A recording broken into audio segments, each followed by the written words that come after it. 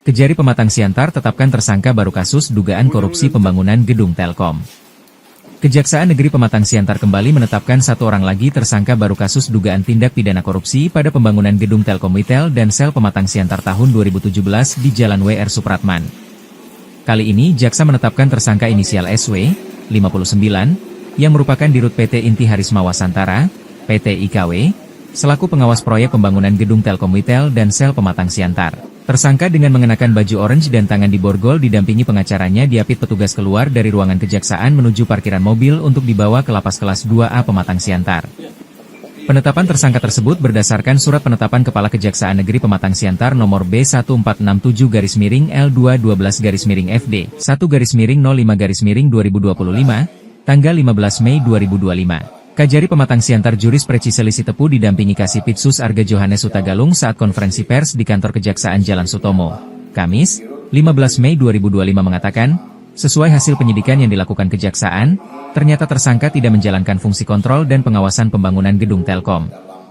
Dampak tidak dilaksanakannya pengawasan pembangunan dengan sungguh-sungguh oleh tersangka, mengakibatkan ditemukan kerugian negara sebesar 4,4 miliar rupiah. Kerugian itu pun dikuatkan dari hasil pengujian mutu beton dan bangunan gedung Telkom oleh ahli sipil USU.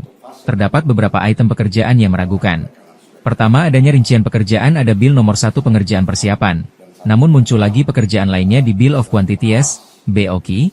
Adanya perbedaan harga terhadap satu item yang sama pekerjaan antara rancangan anggaran biaya, RAB, mutu beton tidak terpasang atau tidak memenuhi syarat yang ada pada kontrak.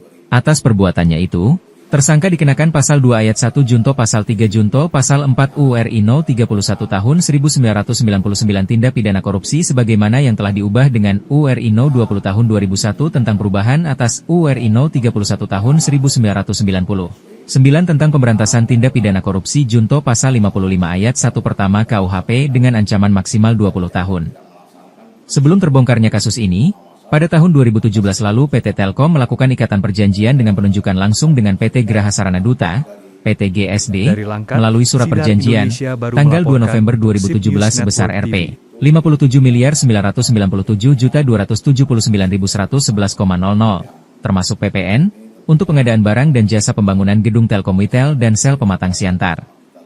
Dalam pekerjaan tersebut terdiri dari pekerjaan preliminari dan pekerjaan bangunan utama gedung Telkom. Namun pada pelaksanaan di lapangan, PT GSD mensubkontrakan mengalihkan ke beberapa mitra perusahaan untuk tahap pekerjaan preliminari. Dalam pengungkapan kasus korupsi pembangunan gedung Telkom Retail dan Sel Pematang Siantar, setidaknya 4 tersangka sebelumnya sudah dijebloskan Kejaksaan ke lapas kelas 2A Pematang Siantar. Dari Pematang Siantar Sinar Indonesia Baru, melaporkan untuk SIP News Network TV.